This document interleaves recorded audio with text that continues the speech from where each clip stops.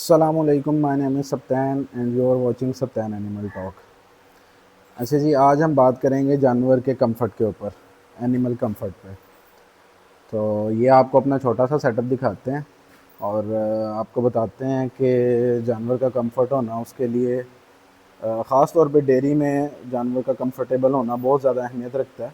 बाकी अगर आप फैटनिंग पे भी काम कर रहे हैं तो जो कंफर्ट है वो हर चीज़ पे इफ़ेक्ट करता है। जो फैटनिंग के भी एनिमल है, जब उनको भी कंफर्ट मिलता है तो उनकी जो वेट गेन की प्रोग्रेस होती है वो इम्प्रूव हो जाती है। बाकी डेयरी में तो ये चीज़ आपको डेली ही नज़र आती है।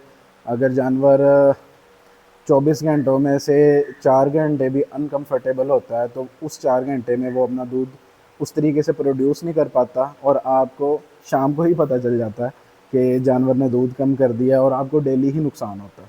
तो ये आपको थोड़ा सा अपना सेटअप दिखाएंगे।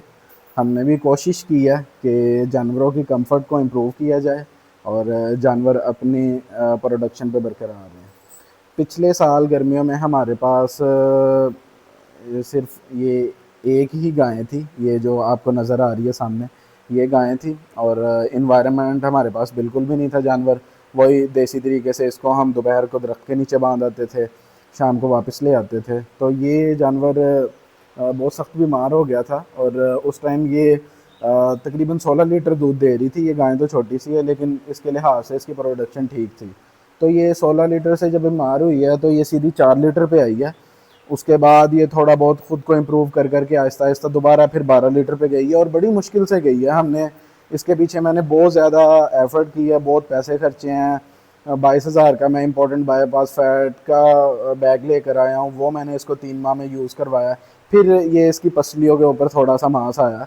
मतलब एक दफ़ा बीमार होने पे दूध का भी लॉस, आप खुद हिसाब लगा ले कि 12 किलो दूध उड़ गया एक जानवर के पास से। और जानवर की सेहत भी, इसका बॉडी स्कोर बिल्कुल ये हड्डियाँ रह गई। तो इस साल मैंने ये सारा इंतज़ाम किया है। ये हमारे पास सेटअप है। ये अभी छोटे ही पंखे हैं लेकिन चलें, अभी गुजारा कर रहे हैं, आहिस्ता आहिस्ता इनको इम्प्रूव करेंगे। ये 2 फ़ैन मैंने इंस्टॉल किए हैं और ये मैंने शावर इंस्टॉल किए हैं अपने सेटअप के ऊपर। ये सारा दिन चलते रहते हैं। आज मौसम चूँकि ठंडा था तो आज शावर नहीं ऑन किया, तो ये शावर सारा दिन जानवरों पे चलते हैं। और ये मैंने मैट वगैरह भी मैं ख़रीद कर लाया हूँ। ठीक है, जब मैंने मैट नहीं थे ख़रीदे तो ये आपको जानवरों के निशान नज़र आ रहे होंगे। ये इनकी टांगों पे ज़ख़म हो जाते थे क्योंकि नीचे जो फ्लोर है ना वो पक्का है। ये देखें, इस जानवर के भी आपको निशान नज़र आएगा। लेकिन अब ये जानवर बड़े खुश हैं, ये इनके ज़ख़म भी बिल्कुल ठीक हो गए हैं। ये सारा दिन इस मैट के ऊपर बैठते हैं। ये तकरीबन मैट की मोटाई है 44 टू 48 mm का मैट है, अच्छे वाला मैट है। और ये हमारे जानवर सारा दिन मैट के ऊपर इजी होके बैठते हैं। ये देखें, ये इन्वायरमेंट है।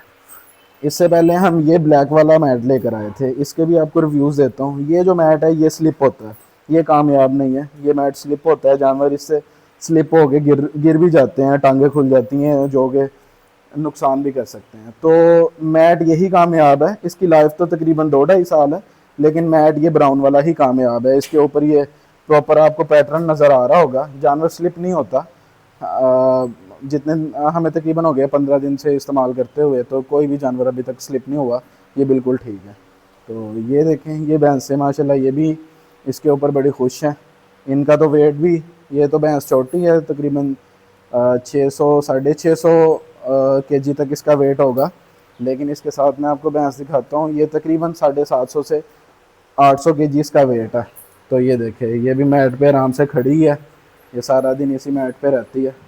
तो अगर आपको डेयरी का शौक़ है तो जानवर के कंफर्ट का लाजमी ख्याल रखें, अदरवाइज़ आप डेयरी पे काम नहीं कर सकते।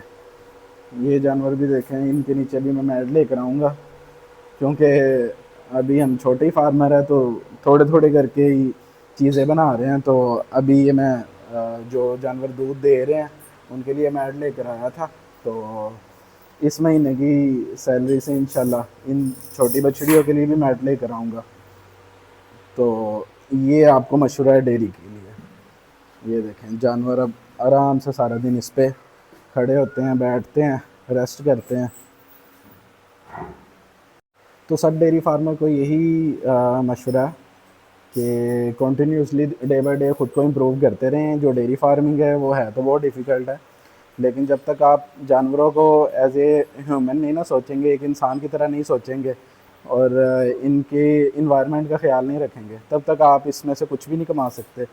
और जो बंदा इनको एक इंसान की तरह ही पूरा कंफर्टेबल इन्वायरमेंट देता है, वो ऑलरेडी भी जो लोग सक्सेसफुल है वो जानते हैं उन्होंने इनसे बहुत कुछ बनाया है, लेकिन टाइम लगता है इन चीज़ों में। तो बाकी ख़ुद को इम्प्रूव करते रहें और मिलते हैं नेक्स्ट वीडियो में। Thank you so much. अल्लाह हाफ़िज़।